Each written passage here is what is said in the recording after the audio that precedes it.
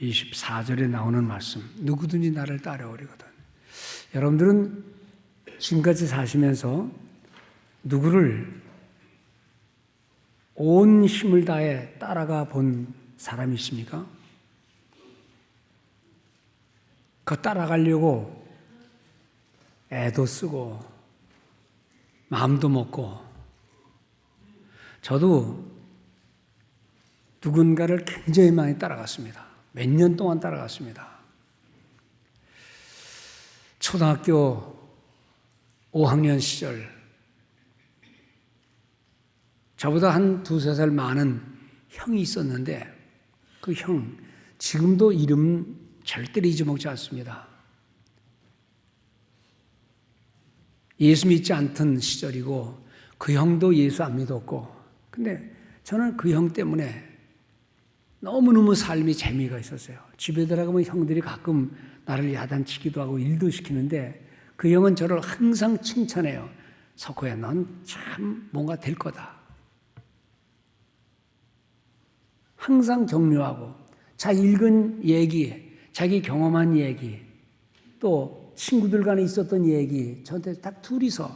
그래서 그 형 집에 늘 허락만 되면 우리 집보다는 그 집에서 자기를 좋아했어요. 가방 내려놓고 숙제한 다음엔 그 형 찾아갔어요. 그 형 이름이, 이게 텔레비에 나가니까 또 이성복이라는 형인데, 그래서 제가 한국을 방문할 때 그 동네를 가면 없어졌어요. 그 동네. 몇 번 물어봤습니다. 다 모른대요. 아파트가 세워졌기 때문에. 그 형이 하는 건 다 좋았어요. 그때 내가 만일 예수를 믿었더라면, 그 형이 만약에 예수를 잘 믿었더라면 내 삶은 또 변했을 것이다라는 생각을 해보는데, 그 형은 하나님이고 뭐고 그런 거 없었어요. 참 착했어요. 그 형 위에 누이가 있었는데 그 누이는 또 저를 너무 더 잘해줘요.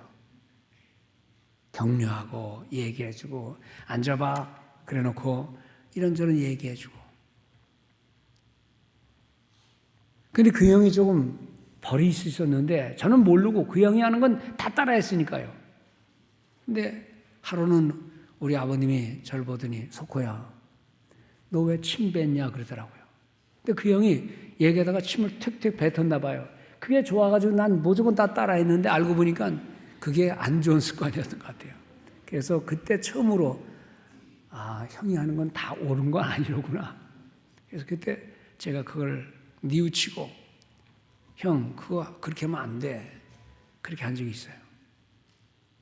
근데 그 형을 따라다니면 좋은 게 많이 생겼어요. 그 누이가 만들어 놓은 음식을 늘 주고, 또 저한테 격려의 말을 늘 해주기 때문에 어디든지 그 형 가는 곳은 숙제해놓고는 항상 같이 지내게.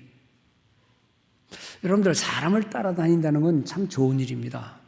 본받을 만한 사람, 격려하고 서로 존경하고 사랑하고 하는 사람을 따라다니는 건 좋은데, 근데 어떤 대가가 없고 보상이 없는, 미래에 약속이 없는 어떤 사람을 따라다니는 것은 오늘날 보면 괴로운 일이에요. 뭐 대가가 있어야지, 보장이 있어야지. 예수님께서 제자들을 부르실 때 나를 따라오너라 라고 말씀했어요. 성경에 보면 그때 제자들이, 베드로가 그물을 버려두고 예수를 쫓으니라 그랬어요. 그 바보 아니요? 무슨 보수를 얘기하고 약속을 하고 보장을 한 다음에 따라와라 그럴 때 그때 따라가야지. 그냥 따라오라 해놓고 그냥 따라가면 그런 바보가 어디 있어요? 더구나 그물을 버려두고, 그물이 뭡니까? 그물. 생계의 수단이에요. 그거 없으면 식구들 밥도 못 먹고, 그거 없으면 나도 쪽박 차는 것이고, 근데 그걸 버려두고 예수를 쫓았다. 그러니까 베드로죠. 그러니까 우리하고 베드로가 다른 거죠. 요즘 사람 쓰려면 따라오라 그러면 다 우리는 뭔가를 생각합니다. 저분 따라다니면서 뭔가 한 손 가득히 얻겠고, 보장이 되고 그러면 이제 따라갈 수 있지만 그냥 따라오라 말이 되는 얘기예요. 물론 그 따라오라는 말 속에는 더 가혹한 얘기도 있습니다. 마가복음 10장에 보면 29절 위에 이런 말이 나와요. 나와 복음을 위하여 집이나 형제나 자매나 어머니나 아버지나 자식이나 토지, 전토를 벌인 자는 나와 복음을 위해서 그런 거를 없는 거로 여기라. 아니 집도 토지도 다 버린 자는 이런 것 때문에 오늘날 예수를 안 믿는 거예요. 사람들이 뭐 예수 믿으면 뭐 따라오는 게 있어야죠. 대가가 있어야죠. 갖다 바치라는 얘기만 하고 보상이 없으니. 그런데 거기다가 예수님 뭐라는 거니? 그런 거 다 바친 사람은 이 내 현세에서 뭘 받긴 받는데 뭘 받는 거니? 박해를 겸하여 받고. 아니 박해까지 받아가면서 그렇게 할 필요 뭐 있어요? 좋은 소리 듣지 않으면서 예수를 믿을 이유가 뭐가 있습니까? 그런데 한 가지, 그렇게 하면 내세에 영생 받지 못할 자가 없느니라. 그건 좋은 말 같아요. 죽어서 천국 간다. 그거라도 있으면 되는데 요즘 사람들은 죽어 천국은 가봐야 하는 거고, 뭐 죽으면 그만이지. 그건 나중이고, 지금 뭔가 있어야, 뭐가 보장이 돼야 갈 거 아니냐라는 생각을 하게 되죠. 요즘에 이런 말 안 통합니다. 물론 이 깊은 말의 뜻은 뭔고 하니, 예수를 믿는다는 것, 주님의 뒤를 따라다니는 것은 세상적인 모든 가치를 초월하여 따라오라 그 말씀입니다.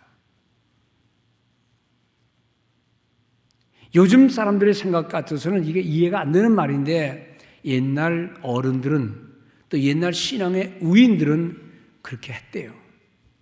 그래서 우리 대한민국 땅에 복음이 전파된 것이고, 그것 때문에 지금 우리가 이 믿음을 갖게 된 것이고, 뭔가 보수나 대가나 어떤 성공의 보장길이 있었다면 지금의 우리의 모습은 되지는 못했을 겁니다. 그런 거 없이 산 인생들의 모습들을 우리가 복으로 받고 있는 것이니까요.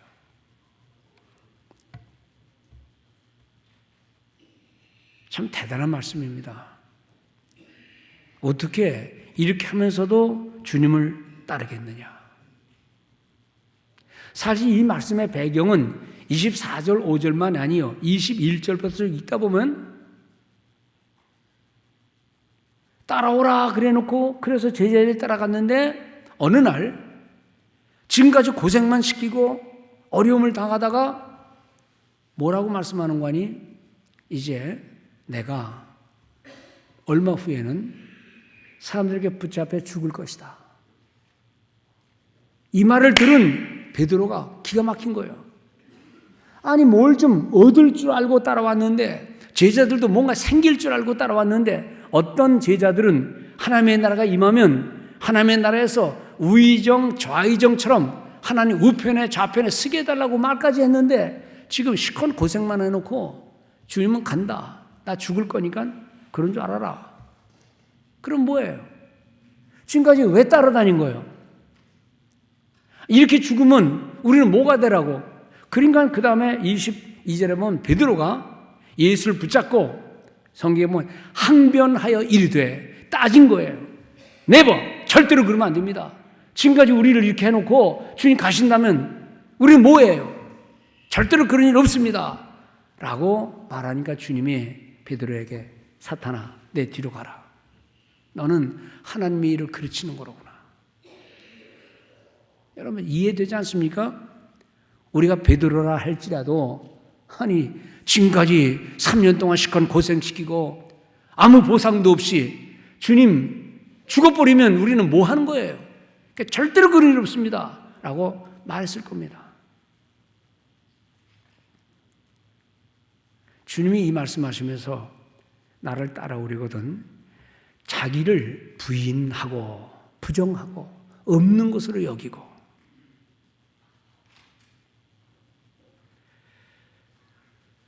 사람을 따르러 오라라고 하는 광고 문구를 제가 몇 개 갖고 왔습니다. 이 광고 문구를 보시고 어플라이 하려면 해보세요. 이건 내가 딱 맞는 거다. 그러면 한번 내가 주소지를 드릴 테니까 한번 찾아가서 짭을 얻으시라 이 말입니다. 사람을 구합니다. 함께 일하게 되면 본인이 원하는 만큼의 최고의 대우를 해드립니다. 멋진 주택 제공합니다. 최고의 의료 서비스 드립니다. 복지를 완벽하게 보장합니다. 1년에 2개월간 휴가를 드립니다. 어때요? 가만히 있는 분은 이거보다 더 좋은 혜택 받으니까 필요 없다 할지 모르지만 한번 해볼 만한 직장 아닙니까? 이게 어느 벤처기업, IT 벤처기업에서 사람을 뽑는 거예요. 이러니까 수백 대 수천 대 일이에요. 그러니까 우리는 틀렸어요. 이미 옛날 광고입니다, 이거.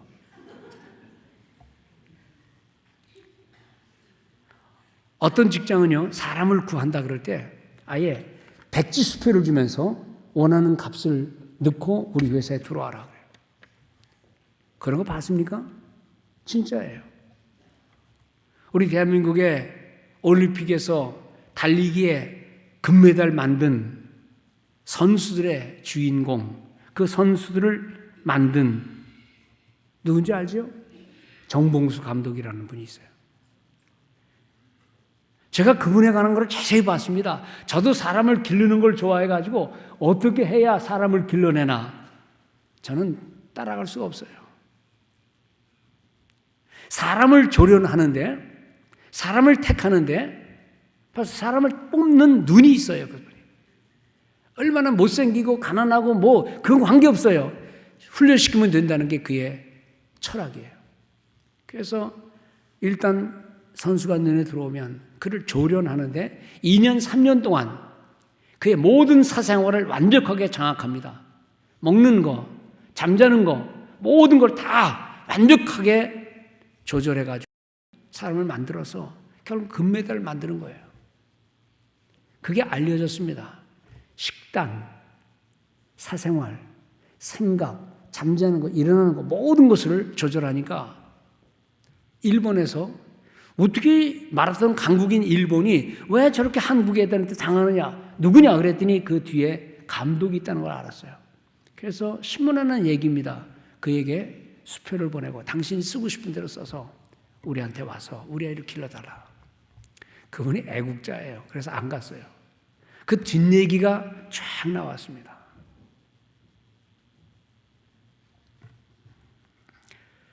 또 하나 구인 광고 하나 할 테니까 이거 한번 해보시기 바랍니다. 사람을 구합니다. 위험한 땅에서 일할 남자, 여자는 말고 월급은 특별히 없음. 먹고 지내는 데는 별로 지장이 없음. 엄청난 날씨와 기후 속에서 일을 해야 되기 때문에 건강해야 함.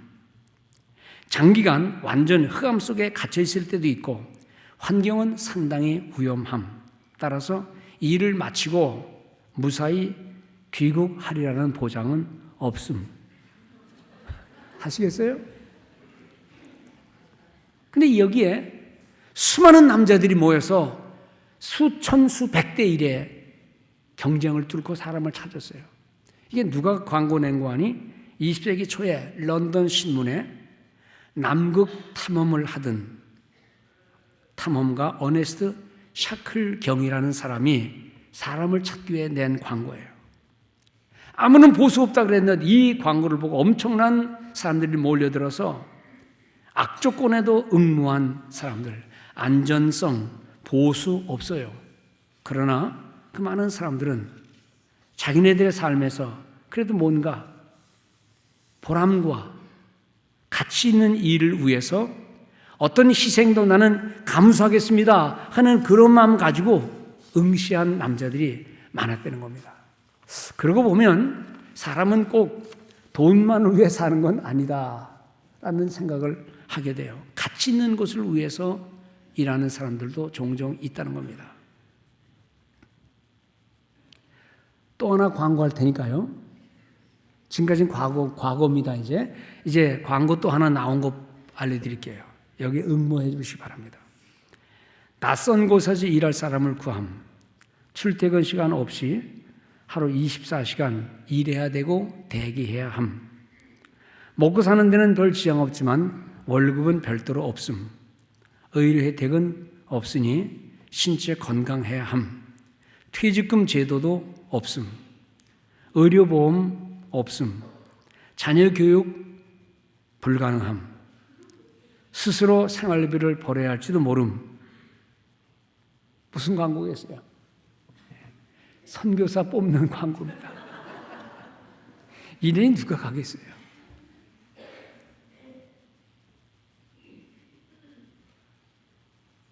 지금 우리 선교사들도 마찬가지입니다. 제가 이런 광고를 보면서 예수님께서 제자를 뽑을 때 어떤 광고를 내셨을까? 냈다면.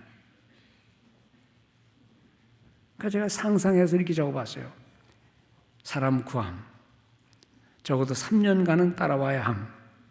거처할 곳은 별도 없고 먹는 것은 같이 다니면서 얻어먹으면 된다. 월급 없고 대신 하는 말은 그대로 따라야만 한다.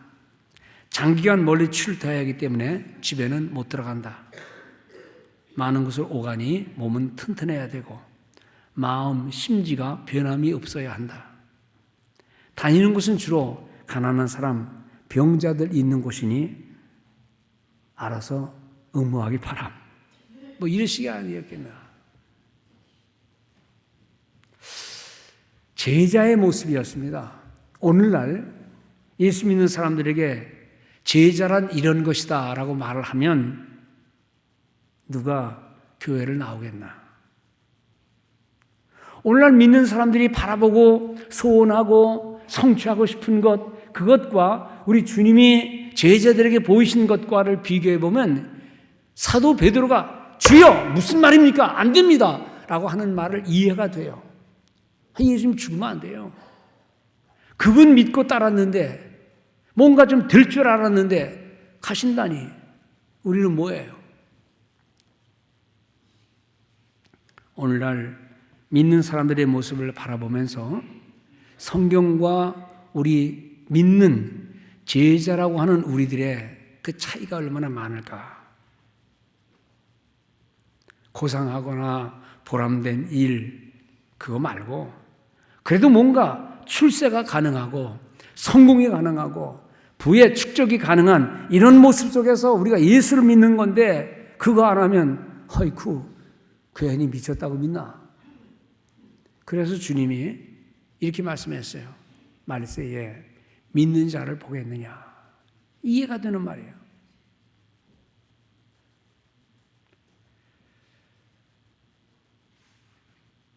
사람끼리의 조금 이해관계로 헤어지고 싸우고 다투고 자존심 하나 무너지면 그냥 분노하고 싸우고 그런 우리의 모습 속에서 그거 다 내려놔라. 너 없는 것을 여겨라 라고 말한다면 이게 뭘까? 사순절 기간 동안에 우리의 분주한 일을 하면서도 틈틈이 시간을 내어 가만히 생각하고 주님이 이 세상에 오신 이유, 주님이 우리에게 주신 말씀 가만히 생각하면 두 종류의 사람이 있을 것 같아요. 나는 그렇게 살긴 싫다. 아니면 야 이게 예수 믿는 거로구나. 그런데 우리가 사는 사회도요 꼭 그렇게 이기적이고 자기 중심적인 것만은 아니더라고요. 오래전 IMF 때 있었던 얘기 중에 하나가 IMF니까 이제 회사가 부도나니까 직장을 다 잃게 되잖아요. 월급 못 주니까 사장이 그냥 가게 회사 문을 닫으려고 그러니까 사원들이 사장님 그렇게 하지 맙시다. 우리 다 월급 포기할 테니 우리 다 같이 죽든 살든 할 테니 아무도 자르지 마세요. 우리가 견디보겠습니다. 월급 안 줘도 됩니다. 우리 한번 해봅시다. 2년을 버텨서 일하고 손해보지만 2년을 버티면서 다시 살아난 기업이 있었어요. 그 얘기 들으면 참 눈물 나요. 야, 이런 모습도 있구나. 다 자기중심적으로 내 거 달라. 나 보수 없으면 일 못한다. 꼭 그럴 것 같은데 이 사회 구석구석에는요. 그런 거 없이도 그냥 희생하며 사는 사람들이 있다 이겁니다. 어쩌면 종교기관이라는 것은 하나님의 교회인 공동체에서는 이렇게 자기를 내려놓고 나 대신 주님의 뜻, 내 이기적인 생각 대신 주님의 뜻, 이거면 됩니다라고 말하는 그런 사람들이 그래도 제법 있으면 교회는 교회답게 또 신자는 신자답게 삶을 살게 될 줄로 믿습니다. 진정한 교회 공동체 모습, 예수님께서 원하시는 그런 삶의 방향을 따라 살아가는 삶의 모습. 내 것을 내가 마음대로 쓰는데 누가 참견하느냐가 아니라 내 것을 주님에게 또 내 것을 이웃에게 내 것을 하나님 영광과 그 사랑을 위해 마음도 물질도 시간도 드리는 그런 모습을 때문에 교회는 교회다운 줄로 믿습니다. 주님의 교훈을 보면 이 예수님의 이런 모습을 본받은 사도 바울이 빌립보서 2장에서 하는 말이 있습니다. 그분이 어떤 분이냐 하는 것을 얘기하다가 그는 자기를 비워 이 세상에 오셨는데 종의 형체를 가져서 그리고 죽기까지 복종하시면서 사셨다. 이거를 성경은 얘기하면서 예수님의 본을 사도가 받고 그걸 우리에게 교훈으로 주시는 거예요. 자기를 비워라는 말을 영어 성경에는 He made himself nothing. 그는 자기 자신을 아무것도 없는 것으로 여겼다. 야, 어떻게 그렇게 생각했을까? 그러니까 돌멩이마저도 그냥 죽은 척하고 있다가 또 가고 그렇게 욕을 해도 그냥 길을 가고 He made himself nothing. 자기를 없는 것으로 여겼다. 어떤 영어 성에는 He emptied himself. 그는 자기를 텅 비게 만들었다. 우리말 가운데 그런 게 있죠.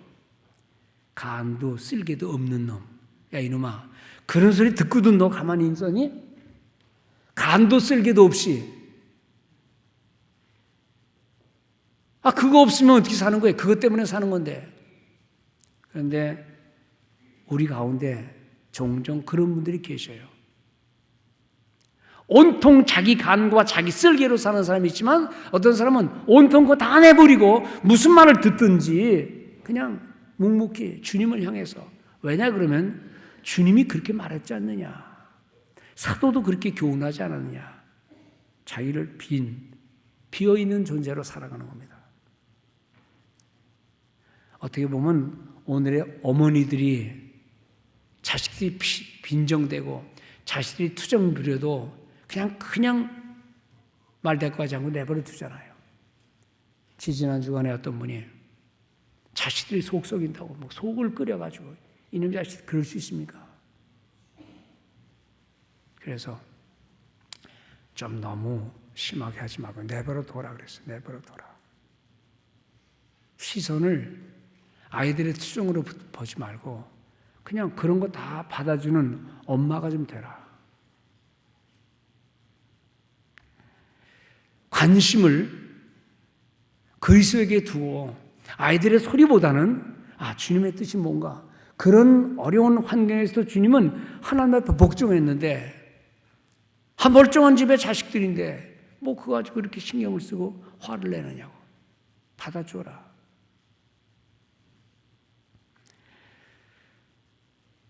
종의 형체를 가졌다. 자기를 낮추시고 죽기까지 복종하셨다. 딴 때는 몰라도요. 우리가 한번 사순절 기간 동안에 주님이 어떤 삶을 사셨는가를 좀 생각해 본다면 이렇게 사셨구나 하고 그중에 10분의 1 정도만이라도 우리가 좀 본받고자 하는 그런 마음의 겸손함이 있으면 훌륭한 성도가 될 줄로 믿습니다. 자기를 낮췄다는 말은 이거는 그 당시 노예들에게 해당되는 말입니다. 정상적인 사람이 아니라 아무 권리도 없고 힘도 없는 노예들의 모습인데 주님이 바로 그런 모습을 가지고 계셨다. 바울은 이것을 갈라디아서에서 그렇게 말합니다. 6장에서 내게는 우리 주 예수 그리스도의 십자가 외에는 결코 자랑할 것이 없다. 여러분들 사람이 자존심과 자랑할 만한 것 잊기 위해서 자랑하기 위해서 우리가 떵떵거리고 살려고 하고 출세를 향해 나가는 것인데 이분이 실제로 자랑할 게 없는 분이 아니에요. 얼마나 많은 배움입니까? 얼마나 많은 유대의 배경입니까? 로마의 시민권을 가진 자랑할 게 너무 많은데 십자가 앞에서는 자랑할 게 아무것도 없다는 거예요. 절대적인 사랑을 이해하는 사람은 상대적인 사랑은 비껴나갈 수가 있다는 겁니다. 그리고는 스스로 죽음의 길을 가셨다.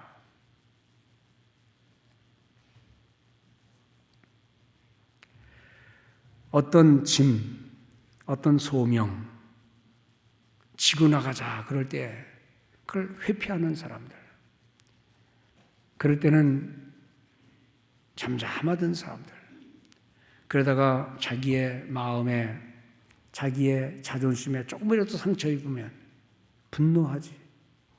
그걸 그대로 참지 못하는 우리의 연약한 모습들이 있는데 주님은 오늘 이 사순절 기간을 통해서 주님이 어떤 삶을 사셨는가를 돌아보면서 우리 자신들을 좀 더 다스려보는 그런 성도들 된다면 주님이 우리의 삶을 아주 기뻐하실 줄 믿습니다. 사도의 자기 자랑 포기는 그리고 자기를 부인하고 없는 것을 여기는 이 모습은 주님 앞에서 살아가는 성도의 모습에 이걸 우리가 한번 이해하고 10분의 1, 100분의 1이라도 한번 따라해보는 그런 삶이 사순절을 진심으로 맞이하여 살아가는 성도의 삶이 되는 줄로 믿습니다. 그리고 제가 목회자 코너에 썼던 대로 관심을 조금 집중해서 평소에는 그러지 못했어도 이 사순절 기간 동안에는 조금 더 어떤 말씀으로 가까이 가고 조그마한 책이라도 갖고 다니면서 경건한 삶을 의도적으로 만드는 그런 성도들이 되면 이 절기의 뜻깊은 일은 이루어질 줄로 믿습니다. 어제 새벽에 제가 그런 말씀 드렸어요. 어떤 피아니스트가 좀 세월이 지나면 결혼하고 결혼하면 아이들이 나와야 되고 또 집안에 들어가면 지저분한 게 많으니까 피아노를 치려고 또 집에 들어갔더니 아이들이 지저분하게 놓은 거 아이들 장난하는 모습 보고 막 이야단 저야단 치고 청소를 다 하고 막 집안 정리를 깨끗이 하다 보면 힘이 빠져서 피아노 앞에 못 있겠다는 거예요. 이러면 안 되는데 생각하다 어느 날 그분이 마음에 결심을 했습니다. 내 눈에 보이는 것 그걸 좀 지나쳐 좀 거스리는 얘기 들어도 그거 신경 쓰지 말자. 그리고 의도적으로 무시하기. 집안이 더러워도 마음에 안 들어도 그거 너무 신경 쓰지 말고 내가 해야 될 일이 무엇인가 해서 먼저 들어가자마자 피아노 앞에 앉아서 먼저 연습하고 그리고는 자질구레한 일을 뒷일을 해내는 거예요. 의도적으로 무시하지 아니하면 자기의 목적을 향해 나갈 수가 없다는 겁니다. 성도가 이 세상 살면서 여러분들의 의도 속에 우리 하나님 믿는 믿음의 사람 속에 의도적으로 하나님 말씀을 가까이 하고 의도적으로 기도하고 이런저런 신경 쓰지 말고 그냥 지나치는 일이라고 생각하고 일정한 시간을 내요. 하나님 앞에 기도하는 것과 말씀 읽는 것과 경건서적으로 가까이 하게 되면 그것이 사순절의 아름다운 뜻깊은 시간으로 보낼 것이지만 그냥 의도 없이 눈에 보이는 대로 성질 나는 대로 하고 싶은 말대로 어떤 마음의 의향이 없이 산다면 어떤 좋은 절기도 뜻깊게 보낼 수는 없다는 겁니다. 예수의 생애의 중심이 뭐가 있었습니까? 십자가입니다. 갈라디아서 6장에서 말하기를 십자가 외에는 결코 자랑할 것이 없다. 내게는 우리 주 예수 그리스도의 십자가 외에는 결코 자랑할 것이 없다. 많지요. 갖고 있는 것도 많지요. 그러나 십자가의 사랑과 그 은혜에 비하여 볼 때는 아무것도 없다는 것입니다. 자식이 부모의 은혜, 부모의 사랑 생각하면 부모 앞에서는요 자랑할 게 없어요. 남들 앞에서는 자랑할 게 있고 사람들 앞에서는 뽐낼 거 있지만 주님의 사랑 앞에서는, 십자가 앞에서는요 아무것도 아닌 자신을 발견하게 된다는 겁니다. 우리 성도의 삶이 세상 사람들끼리는 뭐 좀 도토리 키재기 하듯이 잴 수 있지만 교회 안에 들어와서 하나님의 은혜 생각하면 우리 성가대원 찬양 부른 대로 모든 것이 주의 은혜예요. 하나님의 은혜 아닌 것이 없기 때문에 우리는 그런 믿음의 삶을 살게 된다는 겁니다. 십자가에 못 박힌다는 말이 뭐죠? 죽음입니다. 죽음 앞에 무슨 근심 걱정, 무슨 자기 자랑이 있어요. 죽는 마당에. 죽어가는 사람이 무슨 쓸데없는 걱정합니까? 그저 천국 바라보고 하나님 품을 사모하는 것밖에 더 있어요. 오늘 신앙인들의 자기 부정, 신앙인들의 자기 부인, 하나님의 큰 사랑 앞에서 내가 가진 이거는 아무것도 아니야, 다 하나님의 은혜야 라고 말하는 그런 성도의 고백이 여러분들의 삶 속에 이어지기를 주의 이름으로 축원드립니다. 먼 옛날 예수님이 나오기도 전 수백 년 전에 선지자 이사야는 이렇게 말했어요. 그가 찔림은 우리의 허물을 인하며 그가 상함은 우리의 죄악을 인함이라. 그가 징계를 받음으로 우리가 평화를 누리고 그가 채찍에 맞음으로 우리가 나음을 입었도다. 이 말씀은요 우리는 다 압니다. 십자가 사건을 우리는 과거에 다 이해하고 있겠으니까요. 그런데 십자가 사건 나오기도 전에, 주님이 탄생하기도 전에 여기서 말하는 그가 누구예요? 사실 그 당시 사람들은 메시아를 가리켜서 백마를 타고 자기 민족을 구원할 영웅으로 생각했어요. 그렇기 때문에 선지자 이사야가 이런 예언은 하기는 했지만 유대인들에게는 눈에 안 들어왔어요. 이게 우리의 이상이 아니거든요. 이게 민족에 나갈 길이 아니거든요. 그런데 오늘 우리는 십자가 사건을 경험한 이후에 이게 메시아의 모습이로구나. 힘없어서 죄가 많아서 죽은 게 아니라 우리를 대신하여 죽은 거로구나. 우리를 대신하여 찔리신 것이로구나. 그 하나님의 은혜 생각하면서 우리 성도들이 가져야 할 마음의 자세는 주님의 십자가 고통은 바로 나를 위한 것이었습니다. 이거를 깨닫게 해주십시오. 기도하는 성도들 되시기 바랍니다. 사순절을 보내면서 주여 감사합니다. 그 은혜 아니었으면 나 그냥 세상 되는 대로 살고 돈 위에 살고 성공 위에 살고 죽을 줄도 모르고 그냥 되는 대로 살았을 텐데 하나님의 사랑이 나를 그래도 여기까지 인도해 주셨습니다. 감사의 고백을 드리는 성도들 되시기 바랍니다. 그래서 바울은 갈라디아서 2장 20절에서 말합니다. 내가 그리스도와 함께 십자가에 못 박혔다. 그러니까 이제는 내가 사는 게 아니라 내 안에 그리스도께서 사시는 것이라. 내가 돈을 버는 이유도, 내가 자식을 기르는 이유도, 내가 이 고생하는 이유도 주님을 위하여 살기로 작정하고 주님 위해 살기 때문이다. 내가 여전히 육체 가운데 살기는 살지만 이것은 나를 사랑하시고 나를 위해 자기 몸을 버리신 하나님의 아들을 믿는 믿음 안에서 사는 것이라. 이 고백이 좀 구체화되는 복된 사순절 기간 되기를 바랍니다. 믿음으로 산다. 십자가의 사랑, 고마운 줄 알고 사랑한다는 이 믿음의 고백입니다. 또 한 가지는 종교개혁자인 루터는 이렇게 말했습니다. 우리가 하나님을 직접 볼 수는 없지만 하나님은 종종 사람의 가면을 쓰고 우리에게 나타나는 모습이 있다. 거기서 우리는 주님의 사랑을 깨닫는다. 이게 무슨 말인가? 우리는 하나님을 볼 수 없지만 하나님은 종종 사람의 탈을 쓰고 우리에게 다가온다. 그러므로 이웃을 사랑해야 된다는 겁니다. 마태복음 25장에 종말을 향하여 주시는 교훈이 있습니다. 마지막 예수님이 오셔서 우리를 심판할 때에 우리를 어떻게 심판하시느냐, 거기에 나오는 내용 보면 이런 말이 나옵니다. 얘들아, 너는 내가 배고플 때에 먹을 거 줬지, 내가 목마를 때 물 줬지, 내가 없었을 때 너희들 옷을 난 데 갖다 줬지, 내가 감옥에 있을 때 너희들 와서 나를 돌아봤지.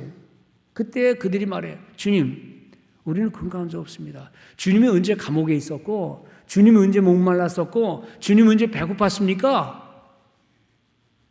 그때 주님이 뭐라 하신 거 아니? 지극히 작은 자 하나에게 한 것이 곧 내게 한 것이라. 바로 그런 의미에서 루터는 이 말을 했을 거예요. 거꾸로, 넌 내가 배고플 때, 목마를 때에, 헐벗었을 때, 내 감옥에 있었을 때 너 나한테 한 번도 오지 않았다. 언제 주님이 그러겠습니까?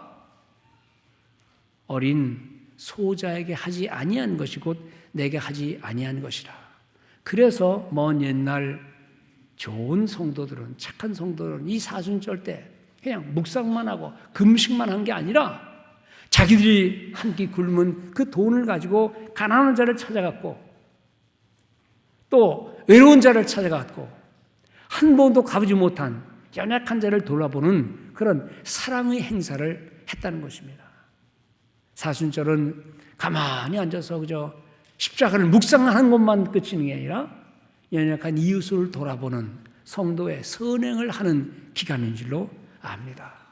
이러한 모습이 우리 가운데 있다면 우리는 지금 아주 복 있는 인생 최대의 복된 시간을, 그 절기를 지키는 것입니다.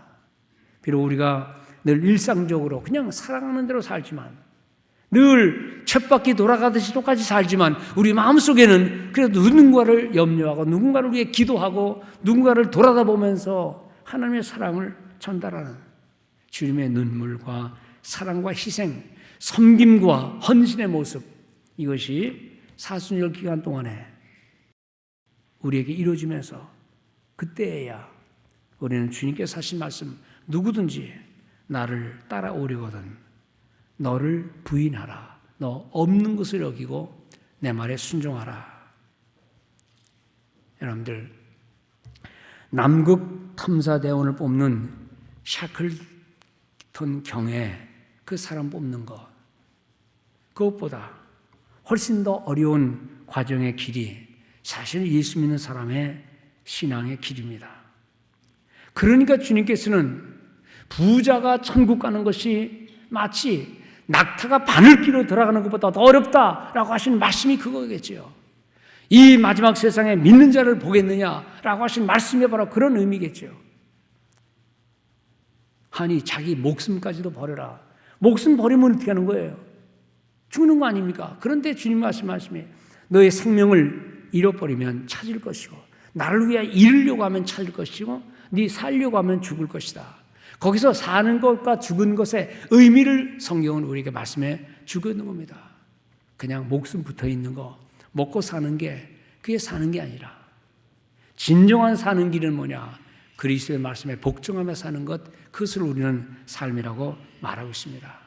사람만의 문제는 아니죠. 어떤 사람들은요, 끊임없이 그 많은 세월을 보냈으면서도 여전히 돈만 위하여 살고, 돈을 따라가고 황금을 따라가고, 그리고 세상 명예를 따라가다가, 그리고 그렇게 세상을 떠나는 사람들이 많은데, 오늘 우리는 분명히 성경의 교훈을 믿고 있습니다. 알고 있습니다. 이 세상에서 우리가 살아가면서도 그래도 참 삶의 의미가 무언가를 십자가와 대비시켜서 말씀해 주시는 것입니다. 사순절을 보내면서 뭐 특별한 날은 아니지만, 특별한 이상한 행동하는 날은 아니지만, 우리의 일상적인 삶 속에 그리스도의 은혜를 더 깊이 깨닫고 십자가가 뭘 의미하는지를 깨닫고 그 사랑에 기대어 또 은혜에 보답하면서 주님의 사랑을 실천하는 복된 성도 되시기를 바랍니다. 이게 우리 힘으로 됩니까? 그래서 우리는 기도합니다. 하나님, 나는 그런 할 힘이 없습니다. 그러나 주님이 우리에게 부탁하신 것은 압니다. 이것은 내 힘으로 되는 것 아니라 성령께서 도우셔야 되고 주님의 힘을 주셔야 합니다. 그래서 우리는 기도하는 겁니다. 믿음의 기도를 드리면서 함께 말씀의 도리를 깨닫고 살아가는 복된 모든 성도 되시기를 주의 이름으로 축원을 드립니다.